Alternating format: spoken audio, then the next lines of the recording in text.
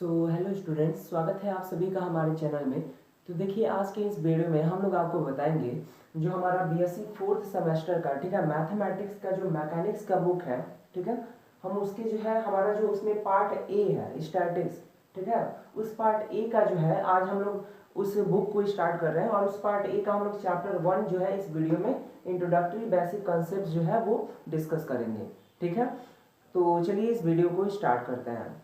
तो देखिए, सबसे पहले हम लोग यहाँ पे इंट्रोडक्शन पोर्शन की बात करेंगे, जो कि हमारे इस बुक का पहला हेडिंग है और हम सारी चीज़ें आपको बुक के हिसाब से वन बाय वन डिस्कस करेंगे। तो यहाँ पे जो हमारा इंट्रोडक्शन पोर्शन है, ठीक है ना, इसमें क्या आपको बताया गया है, यहाँ पे सबसे पहले आपको ये बताया गया है कि ये जो हमारा मैकेनिक्स का बुक है, ठीक है ना, ये जो हमारा मैकेनिक्स का बुक है उसका जो हम पार्ट ए में स्टैटिक्स पढ़ रहे हैं, ये जो स्टैटिक्स है ये क्या है, हमारा मैकेनिक्स का एक ब्रांच है। तो हम लोग ये कह सकते हैं a branch of mechanics. A branch of statics क्या है हमारा, अ ब्रांच ऑफ मैकेनिक्स। ठीक है, ये आप लोग समझ गए होंगे। अब यहाँ पे क्वेश्चन ये अराइज होता है कि मैकेनिक्स हमारा क्या होता है। यहाँ पे हम आपको मैकेनिक्स का डेफिनेशन बता देते हैं।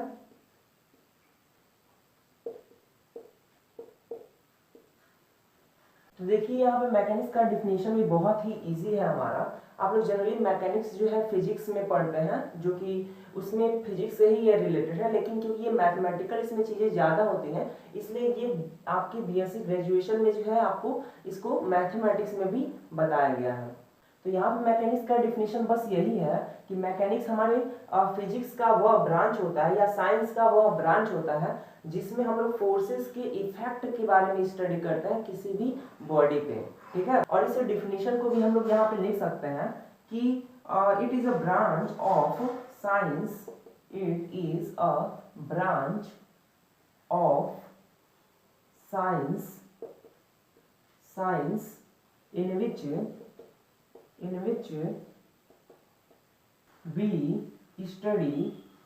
in which we study about the effects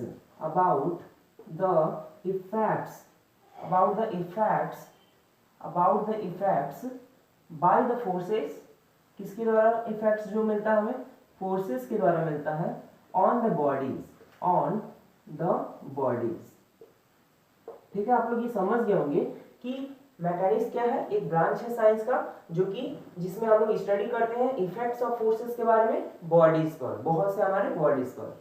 देखिए, क्योंकि ये हम लोग का मैथमेटिक्स है तो इसमें हम आपको ज्यादा डेफिनेशन पर फोकस नहीं देंगे, आपको हम सिंपल जो है टॉपिक टू द पॉइंट बताएंगे और जो फॉर्मूलेज हैं उनको अच्छे से आपको समझाएंगे थ्योरम्स के साथ। बट जो बेसिक डेफिनेशन है जो कि जानना आपको बहुत ही ज्यादा जरूरी है, उसको भी हम लोग आपको अच्छे से बताएंगे। तो यहाँ पर आपको मैकेनिक्स का भी डेफिनेशन समझ में आ गया कि मैकेनिक्स होता क्या है। अब देखिए, अब आपके इंट्रोडक्शन पोर्शन में ये बताया गया है कि ये जो मैकेनिक्स होता है, ठीक है ना, जो मैकेनिक्स होता है उसका जो लॉ होता है, ठीक है, हम क्या लिख सकते हैं, जो मैकेनिक्स का जो लॉ होता है वो क्या होता है, वो हमारा साइंटिफिक लॉज होते हैं। ये हमारे साइंस पर बेस्ड होते हैं, साइंटिफिक लॉज होते हैं। मैकेनिक्स का जो लॉ होता है ये साइंटिफिक लॉ होता है। और ये जो लॉ बनते हैं मैकेनिक्स के, ये कहाँ से आते हैं, ये हमें ऑब्जर्वेशन से मिलते हैं। हम लोग यहाँ पे लिख सकते हैं ऑब्जर्वेशन से हमें मिलता है, जो कि हम लोग परफॉर्म करते हैं एक्सपेरिमेंट। ठीक है, एक्सपेरिमेंट से हमें मिलता है और यही रीजन है क्योंकि ऑब्जर्वेशन जो है, ठीक है ना, ऑब्जर्वेशन से हम लोग और एक्सपेरिमेंट से हम लोग क्या करते हैं, लॉस को डिफाइन करते हैं मैकेनिक्स का। ठीक है, इसलिए इसको साइंटिफिक लॉज बोला जाता है। साथ ही साथ आप लोग ये भी याद रखेंगे, ये जो लॉज होते हैं मैकेनिक्स के, ठीक है ना, इनको कभी भी हम लोग यूनिवर्सली ट्रू नहीं मानते हैं। मतलब यूनिवर्सल रूप से जो है, यूनिवर्सली फॉर्म में हम लोग कभी भी इसको ट्रूथ नहीं मानते। तो हम लोग यहाँ पे लिख सकते हैं यूनिवर्सली ट्रूथ। इसको यूनिवर्सली ट्रूथ हम लोग कभी भी नहीं मानते हैं, क्योंकि यूनिवर्सली ट्रूथ हम लोग किसे मानते हैं, हम लोग उन चीजों को यूनिवर्सली ट्रूथ माना जाता है जो हमेशा ही हर केसेस में सही हो। लेकिन मैकेनिक्स का हर लॉ जो है जरूर नहीं कि हर केसेस में ही सही हो। ठीक है ना, हो सकता है ये क्वांटम पार्टिकल के लिए कुछ वेरी कर जाए या अलग अलग केसेस में हमको कुछ डिफरेंट देखने को मिल जाए। तो इस तरीके से आप लोग समझ गए होंगे कि जो लॉज ऑफ मैकेनिक्स होता है, ठीक है, क्योंकि वो ऑब्जर्वेशन और एक्सपेरिमेंट पर बेस्ड होता है, इसलिए वो साइंटिफिक लॉज कहा जाता है और इसीलिए साइंटिफिक लॉज होने के कारण ये यूनिवर्सली ट्रूथ नहीं होता है। अब देखिए, अब जो हमारा मैकेनिक्स है, ठीक है ना, इसके जो है दो ब्रांचेस बताए गए हैं, ठीक है ना। यहाँ पे आप लोग हमेशा याद रखेंगे, एक हमारा ब्रांच हो जाएगा स्टैटिक्स, एक ब्रांच को हम लोग स्टैटिक्स कहते हैं और दूसरे ब्रांच को हम लोग डायनेमिक्स कहते हैं, ठीक है, जो कि आपको अपने इस सब्जेक्ट में पढ़ना है। और अगर आप यहाँ पे डायनेमिक्स का भी देखेंगे तो डायनेमिक्स भी दो पार्ट के होते हैं, इसका भी दो कुछ सब पार्ट होते हैं, सब ब्रांच होते हैं। एक आपका होता है काइनेटिक्स, ठीक है, एक आपका काइनेटिक्स होता है और दूसरा आपका क्या होता है, काइनेमेटिक्स होता है। तो हम लोग यहाँ पे ये भी आप लोग याद रख सकते हैं, ठीक है ना। आपको बस हम आपको दो यहाँ पे स्टैटिक्स के बारे में हम बताएंगे, इसका डेफिनेशन अभी हम आपको बताएंगे और डायनेमिक्स का डेफिनेशन बताएंगे। तो अब देखिए, जो हमारा स्टैटिक्स है इसका क्या डेफिनेशन, हम किस ब्रांच को कैसे इसको अपने ब्रांच को डिफाइन करेंगे। तो यहाँ पे इसका डेफिनेशन बहुत ही ईजी है, सेम मैकेनिक्स के ही जैसे है। तो यहाँ पे इसको हम इस तरीके से डिफाइन करते हैं कि it is the branch of mechanics. यहाँ पे हम लिख सकते हैं it is the branch of mechanics which deals with the study of bodies at rest, यानी ये रेस्ट में काम करता है under the effect of some forces, under the effect of some forces, ठीक है। यहाँ पे आप लोग इजीली इसको समझ सकते हैं कि ये ब्रांच है हमारा मैकेनिक्स का, जिसमें हम लोग उन बॉडीज के बारे में स्टडी करते हैं, उन बॉडीज के मोशन के बारे में स्टडी करते हैं जो कि रेस्ट में उन पर क्या होता है, कुछ इफेक्ट देखा जाता है फोर्स का, ठीक है ना, जो कि बॉडी रेस्ट में होते हैं। और इसी हमारा ब्रांच जो होता है, यही हमारा ब्रांच स्टैटिक्स कहलाता है। यहाँ पे आप इसको इजीली समझ सकते हैं। अब चलिए हम लोग दूसरा डेफिनेशन डायनेमिक्स का, इसको हम लोग देखते हैं। तो देखिए, इसी तरीके से हम लोग यहाँ पे डायनेमिक्स का डेफिनेशन बता सकते हैं। और हमारा डायनेमिक्स क्या होता है, dynamics is that branch of mechanics which deals with the study of body in motion, ठीक है। यहाँ पे बस ज्यादा हमको क्या डिफरेंस यहाँ पे देखना है, कॉमन मतलब थोड़ा सा अलग।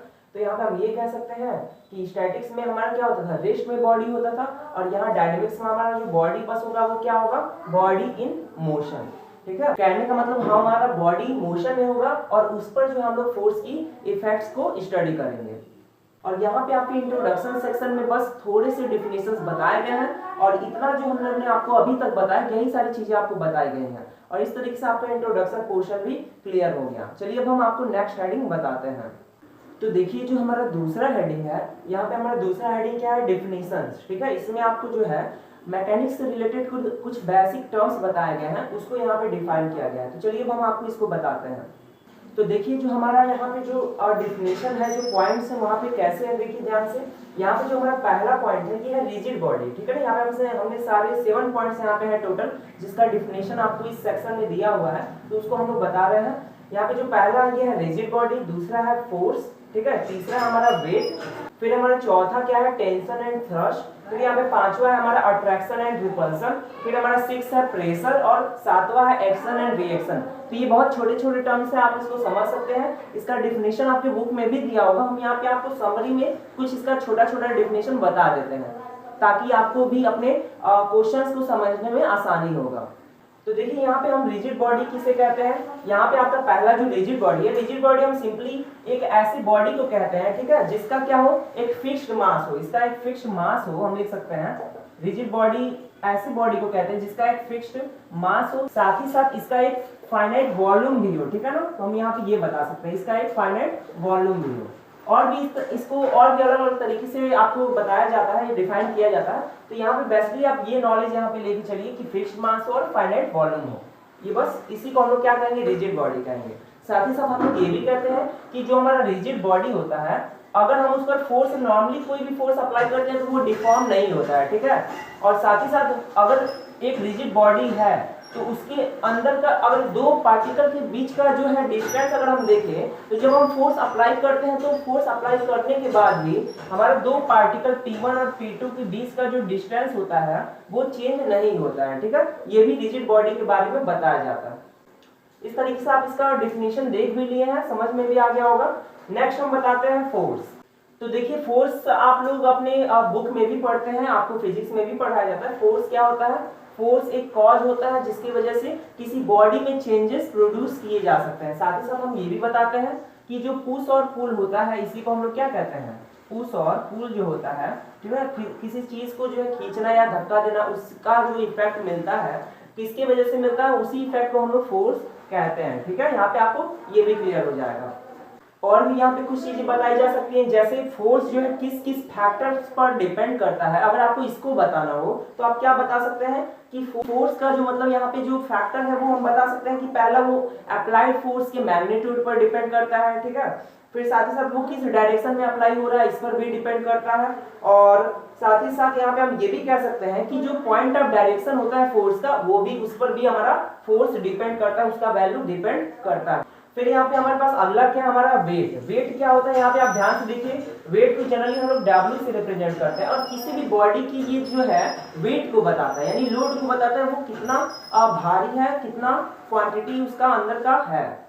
कहने का मतलब हम इसको इस तरीके से भी डिफाइन कर सकते हैं कि कोई अगर बॉडी है, ठीक है, यहाँ पे अगर कोई बॉडी है तो उसके अंदर जो पूरे के पूरे पार्टिकल हैं, उनका जो ग्रेविटेशनल पूरा पुल ऑफ अट्रैक्शन जो हो रहा है अर्थ के टुवर्ड में, उसकी वजह से जो उसका इफेक्ट बनता है और जो नया क्वांटिटी डेवलप होता है, उसी को हम लोग क्या कह देते हैं? वेट कह देते हैं। ये बहुत ही सिंपल है, और यहाँ पे हम इसको एक फॉर्मूले के साथ भी रिप्रेजेंट करते हैं, जो कि W=mg होता है, जहां पर m आपका क्या हो जाता है? मास हो जाता है, और आपका स्मॉल g आपका ग्रेविटेशनल एक्सेलरेशन हो जाता है, जो कि हम इसको एक्सेलरेशन ड्यू टू ग्रेविटी भी कहते हैं। ठीक है, तो इस तरीके से आपको यहाँ पे रिजिड बॉडी भी समझ में आ गया, फोर्स समझ में आ गया, वेट भी समझ में आ गया होगा। फिर यहाँ पे अगला है हमारा क्या है? टेंशन। ठीक है ना, यहाँ पे टेंशन एंड थ्रस्ट, इसका क्या डेफिनेशन हम इसको बताते हैं। तो देखिए अब यहाँ पे टेंशन और थ्रस्ट जो है ये भी एक तरह के फोर्स की ही टाइप है, और ये बहुत ही इजीली आप समझ सकते हैं। देखिए आप कभी भी एक स्ट्रिंग अगर देखें, एग्जांपल अगर हम लें, आप कभी एक स्ट्रिंग देखते हैं तो वहां पे क्या होता है? अगर स्ट्रिंग को आप अगर खींचते हैं, पुल अगर उस पे होता है, पुल का इफेक्ट देखा जाता है, तो उसमें जो आपका इफेक्ट प्रोड्यूस होता है उसी को हम लोग क्या कहते हैं? टेंशन कहते हैं। और अगर किसी चीज को आप दबाते हैं, ठीक है, अगर किसी चीज को आप उसको पुश कर रहे हैं, तो पुश की वजह से जो आपका कंडीशन, जो इफेक्ट डेवलप होता है, उसी को हम लोग क्या कहते हैं? थ्रस्ट कहते हैं। ये जो है सिंपल डेफिनेशन, आप इसको समझ सकते हैं, टेंशन और थ्रस्ट। साथ ही साथ आप लोग ये भी याद रखें कि कभी भी टेंशन जो होता है वो किसी भी बॉडी के हमेशा नॉर्मल में एक्ट करता है, हमेशा परपेंडिकुलर एक्ट करता है। और सिमिलर चीज हम लोग थ्रस्ट के लिए भी बोल सकते हैं, लेकिन thrust opposite in the direction of tension होता है। ठीक है, अब हम आपको नेक्स्ट हेडिंग बताते हैं, यहाँ पे नेक्स्ट डेफिनेशन। अब देखिए यहाँ पे अगला जो है हमारा डेफिनेशन, ये है अट्रैक्शन एंड रिपल्सन, कि अट्रैक्शन क्या होता है और रिपल्सन क्या होता है। तो यहाँ पर आप लोग इसको आसानी से समझ सकते हैं कि देखिए अगर हमारे पास दो बॉडी है, ठीक है, उसका कुछ अपना मास होगा, अगर दोनों बॉडी आपस में एक दूसरे को अट्रैक्ट करते हैं, तो जो यहाँ पे फोर्स, यहाँ पे हम इसका सिंबल ध्यान से देखिए कैसे हम बना रहे हैं, यहाँ पे हम इसको सिंबल ऐसे बनाएंगे, दोनों एक दूसरे के तरफ अट्रैक्ट हो रहा है, और जब दोनों बॉडी एक दूसरे की तरफ अट्रैक्ट होंगे तो यहाँ पे जो फोर्स काम करता है वो होता है हमारा फोर्स ऑफ अट्रैक्शन। और इसी का जस्ट अपोजिट हम लोग क्या कह सकते हैं? फोर्स ऑफ रिपल्सन के लिए बता सकते हैं। जब हमारा दो बॉडी क्या होता है, जब एक दूसरे को रिपेल करता है, यानी एक दूसरे को वो पुश करता है, धक्का देता है अपोजिट डायरेक्शन में, तब हम यहाँ पर जो फोर्स एक्ट करता है इसको क्या कहते हैं? Force of repulsion. ठीक है, ये छोटे छोटे डिफिनेशन है, आप इसको समझ सकते हैं। फिर यहाँ पे लास्ट दो डिफिनेशन बचा हुआ है, एक प्रेशर और एक एक्शन एंड रिएक्शन है। तो देखिए प्रेशर ही बहुत ही यहाँ पे इजी आप वे से समझ सकते हैं। प्रेशर का एक फॉर्मूला होता है फोर्स अपॉन एरिया, मतलब फोर्स जो हम लोग किसी बॉडी पर लगाते हैं, कितना उस पर हम लोग उसको दे रहे हैं, कितना फोर्स दे रहे हैं ऑन ए पार्टिकुलर एरिया, किस एरिया पर लगा रहे हैं, तो उसी फोर्स को हम लोग क्या कहेंगे? उसको फोर्स पर यूनिट एरिया को हम लोग प्रेशर डिफाइन करते हैं। और भी आगे जो है आप लोग फिजिक्स ब्रांच में जो है अलग अलग चीजें उसमें आप पढ़ेंगे। यहाँ पे आपको सिर्फ और सिर्फ फॉर्मूले जानने हैं और क्या अप्लाई करना है आपको अपने क्वेश्चंस को सॉल्व करने में, उसको समझना है। अब देखिए जो हमारा लास्ट है यहाँ पे डेफिनेशन, वो है एक्शन एंड रिएक्शन का। यहाँ पर हम इसको आपको एक एग्जांपल से समझाते हैं। मान लीजिए आपके पास दो बॉडी है, यहाँ पे दो बॉडी और दोनों आपस में ज्वाइंट है, वो एक पॉइंट ऑफ कांटेक्ट बना रहे हैं, एक पॉइंट पे वो दोनों मीट कर रहे हैं। तो यहाँ पे आप लोग न्यूटन थर्ड लॉ जानते होंगे। न्यूटन थर्ड लॉ के according for two bodies in a contact, if they are giving their action and reaction, then for every their action there will be equal and opposite reaction. कहने का मतलब अगर one body दूसरे body पर एक force लगा रहा है तो दूसरा बॉडी भी पहले वाले बॉडी पर एक फोर्स लगाएगा। इसी को हम लोग कहते हैं एक्शन एंड रिएक्शन। और जो फोर्सेस हैं उसको हम लोग कहते हैं pair of action and reaction forces, या हम लोग नॉर्मली इसको एक्शन एंड रिएक्शन बोल सकते हैं। आप इसको एक और एग्जांपल से समझ सकते हैं कि अगर आपके पास एक बॉल है और बॉल को जब आप ग्राउंड पे क्या करते हैं, उसको जंप कराते हैं, तो वहां पर वो बाउंस जब ग्राउंड पर होता है तो क्या होता है, वो बॉल नीचे जाता है और वापस से वो बॉल ऊपर आता है। तो वहां पे जब वो बॉल नीचे गया तो वो हम कह सकते हैं वो उसका एक्शन था, और जब बॉल ऊपर आ गया तो वो उसका क्या था, रिएक्शन था। ठीक है। और यहाँ पे इस तरीके से आप ये 7 डेफिनेशन जो था ये बहुत ही इंपॉर्टेंट था आपको जानने के लिए, क्योंकि जब आप क्वेश्चन सॉल्व करेंगे उसमें ये टर्म्स इंक्लूड होगा और आपको अच्छे से वो समझ में आएगा। तो इस तरीके से हमने ये सेक्शन आपको ये हेडिंग भी बता दिया डेफिनेशंस। ठीक है। अब चलिए हम आपको इस चैप्टर का नेक्स्ट हेडिंग बताते हैं। तो अब देखिए, अब जो हमारा बुक का अगला हेडिंग है, इस चैप्टर का अगला हेडिंग है, ये है रिजल्टेंट फोर्स। ठीक है।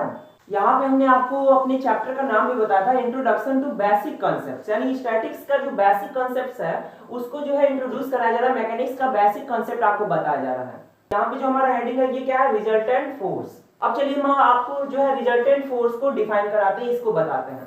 तो देखिए हम लोग रिजल्टेंट फोर्स किसे कहते हैं। मान लीजिए कोई हमारे पास बॉडी है, या कोई हम पॉइंट मान लेते हैं, कोई हमारे पास पॉइंट बॉडी है, पॉइंट मास है, और इस पर कई सारे फोर्सेस एक्ट कर रहे हैं। और वो फोर्सेस कौन कौन से, मान लीजिए एक फोर्स है आपका F1 काम कर रहा है, फिर एक फोर्स आपका F2 काम कर रहा है, फिर एक फोर्स आपका F3 काम कर रहा है। ऐसे करते करते कई सारे फोर्स इस पर काम कर रहे हैं Fn तक। ठीक है ना। तो अब देखिए, अगर हम इन कई सारे फोर्सेस को एक ऐसे फोर्स में बदल दें, या इसके लिए एक ऐसा फोर्स, एक सिंगल फोर्स हम लोग यूज करें, एक बड़ा सा एक सिंगल फोर्स यूज करें जो कि इन सबका इफेक्ट अपने अंदर रखता हो, जिसके अंदर सब इन सारे फोर्सेस का कैपेबिलिटी हो, अपना पूरा स्ट्रेंथ हो। ठीक है।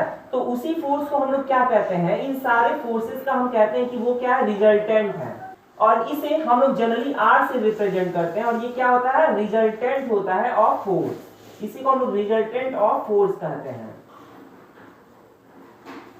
और इसको जो है डिफाइन करने का, इसको निकालने का, फाइंड आउट करने के लिए बहुत से आपको मेथड आगे पढ़ने को मिलेंगे। ठीक है, आप लोग समझ गए। और साथ ही साथ यहाँ पे जो ये फोर्सेस काम कर रहे हैं, यहाँ पे देखिए F1 है, F2 है, F3 है, एंड सो ऑन, क्या है आपका Fn है। तो यहाँ पे जो ये फोर्सेस छोटे छोटे काम कर रहे हैं, ये आपके क्या होते हैं, कंपोनेंट ऑफ R। इसको हम लोग रिजल्टेंट के कंपोनेंट्स कहते हैं, यानी ये क्या हमारे कंपोनेंट्स है ऑफ द रिजल्टेंट फोर्स। मतलब हम यहाँ पर रिजल्टेंट ऑफ फोर्स जो लिखे हैं, इसको हम लोग रिजल्टेंट फोर्स भी लिख सकते हैं, रिजल्टेंट फोर्स। ठीक है। ये आपको डिफाइन करने के ऊपर है कैसे आप इसको प्रोनाउंसिएट करते हैं। ये देखिए, ये क्योंकि हम लोग ये मैथमेटिक्स में पढ़ रहे हैं, हमने आपको पहले भी बताया, इसीलिए इसमें जो है बहुत सी चीजें सिंपली आपको समझाई जा रही हैं, क्योंकि आपको अपने क्वेश्चन को सॉल्व करने में ज्यादा ध्यान देना है, ना कि आपको डेफिनेशंस पर ज्यादा फोकस करना है। बट आपको आइडिया माइंड में होना चाहिए कि क्या आपके बेसिक पॉइंट्स हैं, कैसे आप उसको हैंडल करेंगे जब वो आपके सामने आएगा अपने प्रॉब्लम्स में। ठीक है। तो ये आपको ये रिजल्टेंट फोर्स भी आपको क्लियर हो गया होगा। चलिए अब हम आपको नेक्स्ट हेडिंग बताते हैं। तो देखिए जो हमारा अगला हेडिंग है ये क्या है, law of parallelogram of forces. मतलब फोर्सेस का पैरेललोग्राम लॉ क्या होता है, हम इस हेडिंग में आपको ये बताएंगे। तो देखिए हम यहाँ पे इसको पहले आपका डिफिनेशन लिख देते हैं, ताकि आप लोग को क्लियर हो जाए क्या इसका आपका वेव है, क्या इसका आइडिया है। ठीक है। तो यहाँ पे इसका स्टेटमेंट ये बोला जाता है कि मान लीजिए यहाँ पे क्या है, इफ टू फोर्सेस, अगर दो फोर्सेस हैं आपके पास, if two forces at a point of a rigid body, at a point of rigid body, किसी रिजिड बॉडी के किसी पॉइंट पे अगर दो फोर्सेस हैं, ठीक है, और उसे हम लोग क्या कर रहे हैं, और इन फोर्सेस को हम लोग रिप्रेजेंट कर रहे हैं, and represented in magnitude and direction. किस चीज में, मैग्नीट्यूड में और डायरेक्शन में। ठीक है। और कैसे रिप्रेजेंट किया जा रहा है, by the two sides of parallelogram, by the two sides, दो साइड से रिप्रेजेंट किए जा रहे हैं। और किसके साइड से रिप्रेजेंट किए जा रहे हैं, ऑफ अ पैरेललोग्राम। तो इसका स्टेटमेंट यही है, अगर ऐसा हो रहा है तब क्या होगा, देन, तो यहाँ पे जो दो फोर्सेस हैं, ठीक है ना, उनका जो रिजल्टेंट होगा, देन द रिजल्टेंट हम लिख सकते हैं, then the resultant is given by, वो रिजल्टेंट हमको कैसे मिलेगा, यहाँ पे हम इसको बता सकते हैं by the parallelograms diagonal, by the हम बोल सकते हैं पैरेललोग्राम्स, यहाँ पे हम लोग बोल सकते हैं डायगोनल्स, मतलब जो पैरेललोग्राम का डायगोनल है उससे हम उसके रिजल्टेंट को दे सकते हैं। और वो जो डायगोनल वो कहां से पास करेगा, पासिंग थ्रू द पॉइंट, उसी पॉइंट से पास करना चाहिए जहां दोनों हमारे जो दोनों फोर्सेस है वो मेट किए हुए हैं, passing through the point, POINT। ठीक है, यहाँ पे आप इजीली समझ सकते हैं, कहने का मतलब अगर दो फोर्सेस हैं, ठीक है ना, और दो फोर्सेस किसी रिजिड बॉडी के पॉइंट से रिप्रेजेंट हो रहा है या पॉइंट में के फॉर्म में है, तो अगर हम उसको रिप्रेजेंट कर रहे हैं मैग्नीट्यूड और डायरेक्शन में, ठीक है, दो पैरेललोग्राम के दो साइड से, तो जो रिजल्टेंट होगा वो क्या होगा, वो जो है उस जो पैरेललोग्राम पे डायगोनल होगा उसी पॉइंट से जो निकल रहा होगा उसी से वो रिप्रेजेंट होगा। कहने का मतलब अगर ये पैरेललोग्राम है, ठीक है, अगर इसका ये दो साइड्स हैं, तो यहाँ पे अगर दो फोर्सेस हम दोनों साइड से रिप्रेजेंट कर रहे हैं F1 और F2, तो यहाँ पे जो इसका इन दोनों का जो बीच का डायगोनल होगा इस पैरेललोग्राम का, मतलब हम जब पैरेललोग्राम कंप्लीट करेंगे, यहाँ पे जो पैरेललोग्राम कंप्लीट करेंगे साइड्स को प्रोड्यूस करके, तो यहाँ पे जो डायगोनल मिलेगा इसी पॉइंट से, ठीक है ना, इसी पॉइंट से, तो ये जो डायगोनल होगा ये किसको रिप्रेजेंट करेगा, यही रिजल्टेंट को रिप्रेजेंट करेगा। ठीक है, ये बहुत ही छोटा सा थ्योरम है और इसी को हम लोग क्या कहते हैं, law of parallelogram of forces कहते हैं। क्या इसको आप ये भी कह सकते हैं parallelogram law of forces addition बोल सकते हैं, क्योंकि इसमें आपको पैरेललोग्राम लॉ ऑफ आप एडी तो कर रहे हैं अपने रिजल्टेंट को फाइंड करने के लिए फोर्सेस को। तो यहाँ पे देखिए हमने आपको डिफिनेशन इसलिए बताया ताकि आप लोग अगर एग्जाम में पूछ भी लिया जाए कि ये इसको आप डिफाइन कीजिए तो आप लोग इजीली इसको डिफाइन कर सकते हैं। यहाँ पे छोटा सा एक डेरिवेशन दिया है कि कैसे यहाँ पे इसका रिजल्टेंट फाइंड आउट किया जाता है। इसका इस सेक्शन में इसका बस एक छोटा सा आपको दिया गया है डेरिवेशन, और उसके बाद ये जो सेक्शन है ये भी आपका, ये जो हेडिंग है ये भी आपका क्लियर हो जाएगा। तो चलिए हम आपको जो है इसका डेरिवेशन बता देते हैं। तो देखिए अब हम इसका जो है आपको डेरिवेशन बताते हैं कि कैसे हम रिजल्टेंट को डिराइव कर सकते हैं। इसके लिए जो हमने पिछला फिगर आपको बताया था सेम फिगर आपको फॉलो करना है। यहाँ पर हम आपको उसी फिगर को बनाएंगे। यहाँ पे देखिए हम क्या कर रहे हैं, यहाँ पे देखिए एक पैरेललोग्राम का दो साइड्स बनाएंगे और वन साइड्स को इस पॉइंट से हम प्रोड्यूस कर देंगे आगे। उसके बाद हम क्या करेंगे, ये जो दोनों साइड्स है हमारा, ठीक है ना, ये दोनों हमारे साइड्स है, इसको हम लोग पैरेललोग्राम में कन्वर्ट कर देंगे प्रोड्यूस करके। यानी हम कुछ इसको ऐसे कंप्लीट कर सकते हैं पैरेललोग्राम के फॉर्म में, ये हमारा पैरेललोग्राम कंप्लीट हो जाएगा। यहाँ पे हम साइड्स का नाम भी दे सकते हैं कि हमारा ये OA साइड है और ये हमारा OB साइड है। और जो फोर्सेस हमने रिप्रेजेंट किए हैं इन दोनों साइड से, तो हमने जो OA साइड से जो हमने फोर्स रिप्रेजेंट किया है वो P हमारा फोर्स है, ठीक है, और जो हमने OB साइड से रिप्रेजेंट किया है वो हमारा Q फोर्स है। In the direction their respective, जो हमने यहाँ पे डायरेक्शन दिखाया है यहाँ पर सेम डायरेक्शन फॉलो होगा, क्योंकि आपको पता है फोर्स एक वेक्टर क्वांटिटी होता है, लेकिन यहाँ पे क्योंकि आपके बुक में जो है वेक्टर का रिप्रेजेंटेशन नहीं दिया हुआ, इस वजह से हम यहाँ पे वेक्टर डोनेशन नहीं बता रहे हैं। ठीक है, बस आप समझ जाइए कि हम बोल रहे हैं कि this is a vector Q and vector P, तो आप लोग इससे समझ सकते हैं। ठीक है, तो हमारा स्टेटमेंट क्या था, हमारा स्टेटमेंट ये था कि अगर PQ दो साइड से रिप्रेजेंट हो रहा है तो इसी पॉइंट पे जो हमारा डायगोनल हमें मिलेगा यानी हमको क्या देगा, हमारा रिजल्टेंट देगा, R देगा। ठीक है, और हम मान लेते हैं कि ये जो हमारा पॉइंट है ये हमारा C है, और इस तरीके से हमारा OBCA हमारा क्या हो रहा है, पैरेललोग्राम कंप्लीट हो जा रहा है। और इसको हम फिगर अपना 1.1 सपोज कर लेते हैं, या फिगर 1.1 जो भी नाम दे सकते हैं वो आप दे सकते हैं। अब देखिए अब इसको डिराइव करने के लिए हम लोग क्या करते हैं, इसको डिराइव करने के लिए हम लोग यहाँ पे C पॉइंट से यहाँ पे जो साइड OA को प्रोड्यूस किया गया है उस साइड पर एक हम परपेंडिकुलर ड्रॉ करते हैं। यहाँ पे ध्यान से देखेंगे, एक परपेंडिकुलर ड्रॉ करते हैं। मान लेते हैं ये जो परपेंडिकुलर है ये OA साइड पे जो है M पॉइंट पे मीट कर रहा है। यहाँ पे हमारा जो पैरेललोग्राम है हम इसको डार्क भी कर देते हैं डैश लाइन वाले को, ताकि आप लोग को और क्लियरली समझ में आए। और यहाँ पे आप लोग एक और चीज यहाँ पे नोट करेंगे कि ये जो हमारा AC है, हम लोग मान लेते हैं कि जो हमारा AC है ये हमारा जो हॉरिजॉन्टल लाइन है इससे जो है क्या कर रहा है, अल्फा एंगल मेक कर रहा है। ठीक है, ये हमारा सिंपल सा फिगर है और इसी से हम easily resultant of our forces P and Q vector, मतलब फोर्सेस हम बोल रहे हैं तो यानी वो वेक्टर ऑटोमेटिक हो जा रहा है। तो यहाँ पे हम उन दोनों को उसका रिजल्टेंट हम यहाँ पे डिराइव करेंगे इसी फिगर के हेल्प से। हमने तो आपको सारी चीजें यहाँ पे आपको फिगर के माध्यम से समझा दिया है, लेकिन अगर आप बुक में देखेंगे तो उसमें कुछ स्टेटमेंट लिखा रहता है, हम उसको बता देते हैं आपको। आप ऐसे लिख सकते हैं कि लेट OA एंड OB, ठीक है ना, represent forces P and Q acting on a point O of the rigid body such that, हम ये कह सकते हैं एंगल CAM सच दैट यहाँ पर देखिए जो हमारा एंगल BOA है इसको भी हम लोग अल्फा ही मानेंगे, क्योंकि आप लोगों को पता ही है यहाँ पे ये अल्टरनेट इंटीरियर एंगल बन जाएंगे। साथ ही साथ हम यहाँ पे एक और चीज कंसीडरेशन करेंगे कि हमारा जो OC वेक्टर है, जो रिजल्टेंट है, हमारा फोर्स का रिजल्टेंट है, वो क्या कर रहा है, थीटा एंगल मेक कर रहा है।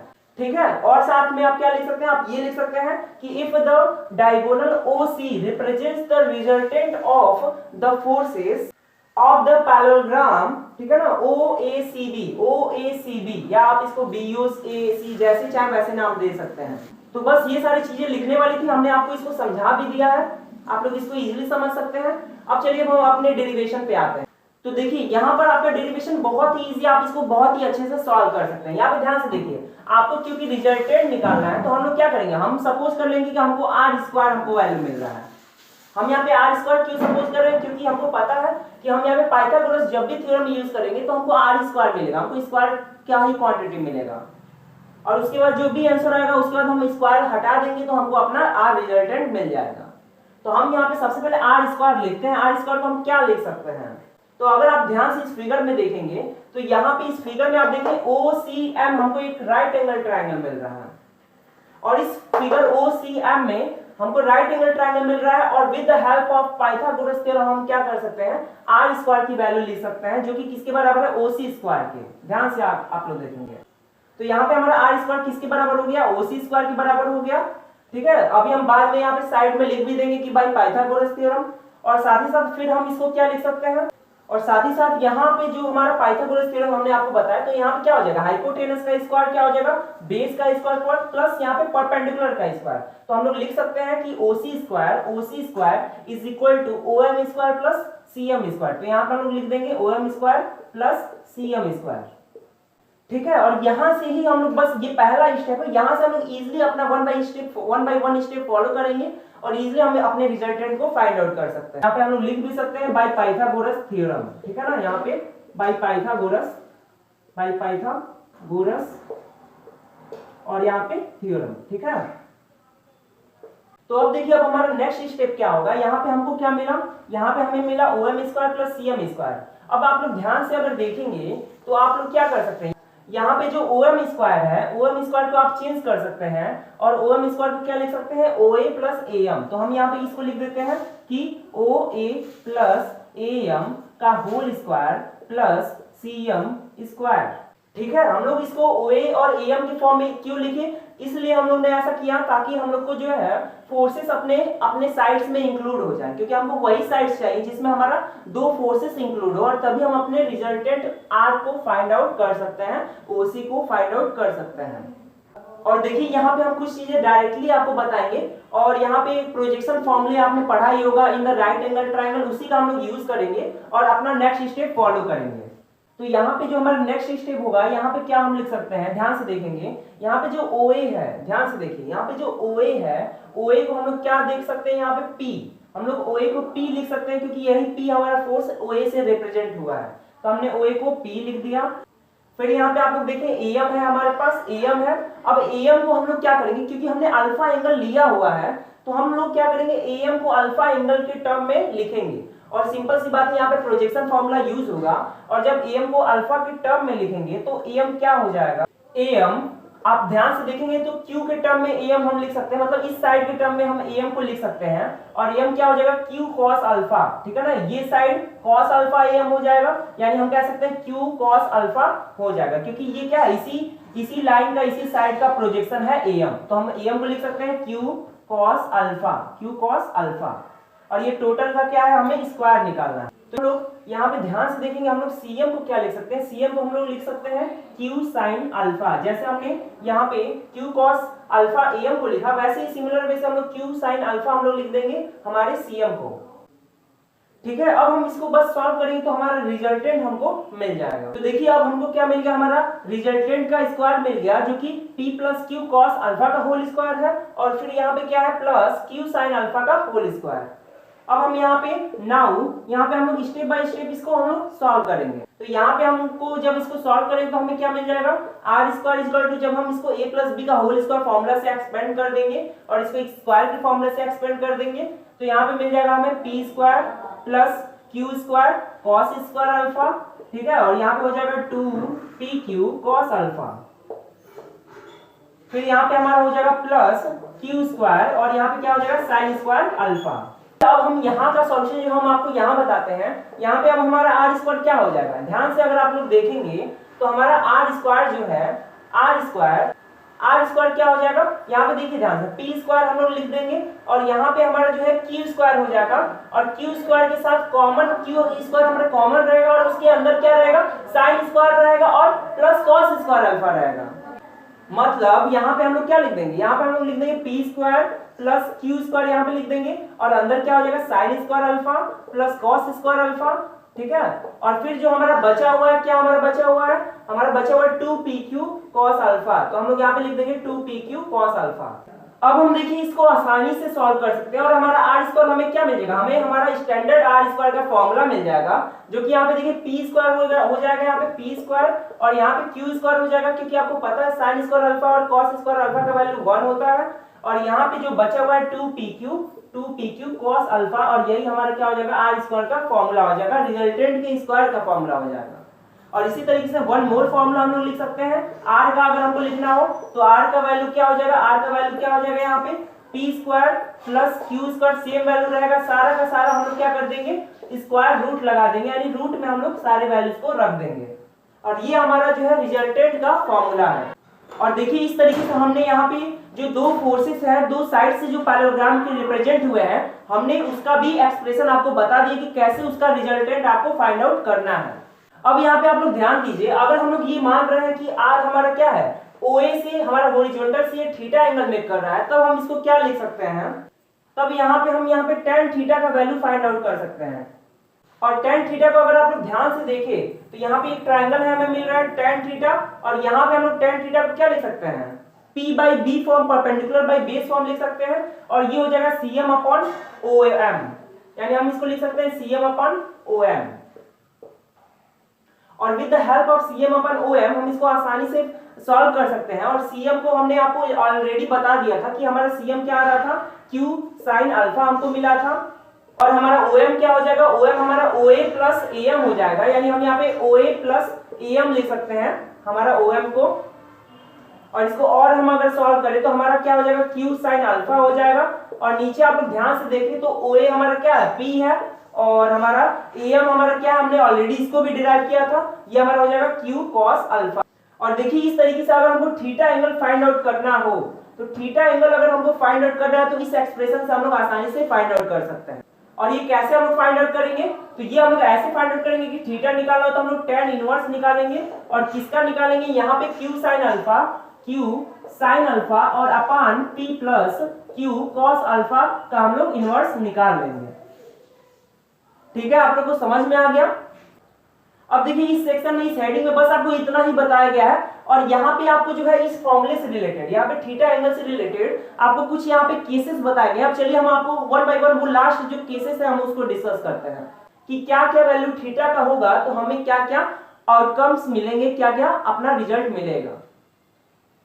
तो अब देखिए अब हम आपको केसेस बताने जा रहे हैं, क्या क्या कंडीशन है और हमने आपको बताया कि हम लोग थीटा के वैल्यूज को देखेंगे कि उसका क्या रिजल्ट आ रहा है अलग अलग वैल्यूज पे। और आप यहाँ देख सकते हैं कि थीटा का वैल्यू अल्फा की वैल्यू पे डिपेंड कर रहा है, तो हम लोग अल्फा के अलग अलग वैल्यू को पुट करके हम लोग थीटा के वैल्यू को कैलकुलेट करेंगे, या हम यूं कह सकते हैं हम लोग क्या करेंगे, रिजल्टेंट को कंपेयर करेंगे कि क्या वैल्यूज हमको मिल रहे हैं। तो अब आप लोग यहाँ पे देखिए, यहाँ पे जो केसेस है, यहाँ पे 4 केसेस आपको बताए जा रहे हैं। यहाँ पे पहला केस में अल्फा हम लोग ने 90 डिग्री लिया है, दूसरा हमारा 0 डिग्री है, तीसरा हमारा 180 डिग्री है और जो हमारा फोर्थ केस है उसमें हमने कंडीशन लिया है कि P और Q क्या हो जाए, बराबर हो जाए, तब हमारा क्या रिजल्ट मिलता है। तो यहाँ पे इजीली आप लोग इसको डिराइव कर सकते हैं विद द सेम प्रोसेस जैसे हमने रिजल्टेंट को डिराइव किया। और यहाँ पे इजीली जब आप बस वैल्यूज यहाँ पे पुट करेंगे, ठीक है, जब आप लोग वैल्यूज यहाँ पे पुट करेंगे तो आपको इजीली आपको ये एक्सप्रेशन मिल जाएंगे। आपको आर क्या मिलेगा, पहले केस में आपको अल्फा 90 डिग्री अगर आप पुट करते हैं तो आपको आर यहाँ पे रूट में P square plus Q square मिल जाएगा, क्योंकि आपको पता है cos 90 डिग्री 0 होता है। उसी तरीके से यहाँ पे जब अल्फा 0 रखेंगे तो आपको क्या मिल जाएगा, पी प्लस क्यू मिल जाएगा, क्योंकि ये पी प्लस क्यू का होल स्क्वायर आर के कंपेरिजन में आ जाएगा और वो क्योंकि आर आपका जो है स्क्वायर में भी है तो कंपेयर करेंगे वो रूट में आपका सॉल्व हो जाएगा और वो स्क्वायर कैंसिल होकर आपको वापस से पी प्लस क्यू दे देगा। और उसी तरीके से केस थर्ड में हम लोग क्या करेंगे, जब 180 डिग्री रखेंगे तो हमको दो वैल्यूज मिलेंगे दो कंडीशन के लिए। जब p ग्रेटर देन q होगा तो हमको p माइनस क्यू मिलेगा r का वैल्यू, और जब q ग्रेटर देन p होगा तब हमको p प्लस q मिलेगा। और लास्ट जो हमारा केस है वो है कि जब p is equal to q होगा तब हमको क्या मिलेगा। तब यहाँ पे आप लोग बस डिराइव करेंगे तो आपको पता चल जाएगा, यहाँ पे r2p cos अल्फा बाई 2 मिलेगा। और साथ ही साथ हमारा थीटा और अल्फा में भी हमको रिलेशन मिलता है, जहाँ पे थीटा का वैल्यू अल्फा बाई 2 मिलता है। तो इस तरीके से आपको ये हेडिंग भी समझ में आ गया होगा कि law of parallelogram of forces क्या होते हैं, पैरेललोग्राम लॉ ऑफ फोर्स क्या होता है। सो इस तरीके से हमने आपको ये सारी चीजें बता दिया। तो इस वीडियो में इतना ही, मिलते हैं आप सभी से अपने नेक्स्ट वीडियो में, तब तक के लिए थैंक यू।